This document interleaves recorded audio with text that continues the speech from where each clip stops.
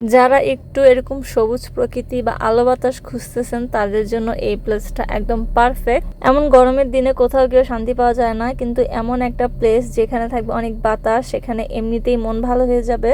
এই প্লেসটা কোথায় জানতে হলে ফুল ব্লগটি দেখতে হবে। আসসালামু আলাইকুম সবাইকে, সবাই কেমন আছেন? আশা করি সবাই ভালোই আছেন। ঈদের পরে আমরা বিয়ের দাওয়াত পাই, তো একদিকে ভালোই হয়েছে, মানে দাওয়াতও খাওয়া হয়ে গেছে আর ঘোরাও হয়ে গেছে। যেহেতু ঈদের পর সবাই একটু ঘুরতে যায়, তাই আজকে আমরা একটা জায়গায় যাব। অনেক গরম ছিল, তাই আমি এই ফ্যানটা নিয়ে হাতে হাতে ঘুরতেছিলাম, কারণ অনেক গরম। আর গ্রামের দিকে বিয়ে ছিল, একটু একটু বাতাস ছিল, তারপরও গিয়ে ভালো লাগতেছিল, কিন্তু রোদ ছিল অনেক, তাই অনেক গরমের তাপ ছিল। আর যেহেতু বিকালবেলা ছিল, তাই একটু পরিবেশটা হালকা হালকা ঠান্ডা ছিল।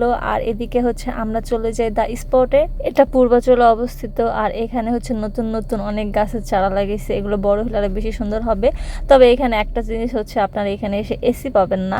আর এখানে অনেক বসার স্পেস আছে, আর অনেক সুন্দর সুন্দর পারফেক্ট প্লেস ছবি তোলার জন্য, মানে একদম সবুজের মাঝে অনেক সুন্দর সুন্দর ছবি আসে এখানকার। এখানে চাইলে আপনারা কিছুটা সময় স্পেন্ড করার জন্য আসতে পারেন। এটা একটা রেস্টুরেন্ট, তবে এখানকার মেন জিনিসটা গরমে আসলে খুবই কষ্ট লাগবে। আমার কাছে মনে হয় এখানে শীতকালে আসলে অনেক অনেক বেশি ভালো লাগবে। তবে এখানে যেহেতু বিকালবেলা যান, সন্ধ্যার দিকে, তবে অনেক বাতাস থাকবে, এটা অন্তত ভালো লাগবে। আর এদিকে বাচ্চাদের জন্য আলাদা প্লেগ্রাউন্ড আছে। আর এখানে একটা স্পেশাল জিনিস এখানে কিছু অ্যাক্টিভিটিস আছে, এখানে বড়রা সেই অ্যাক্টিভিটিসগুলো করতে পারে।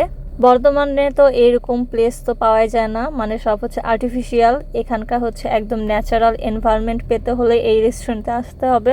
পার্কিং এর জন্য তাদের একটা বড় এরিয়া আছে। তো আজকের ভিডিও এই পর্যন্তই, সবাই ভালো থাকবেন, আল্লাহ হাফেজ।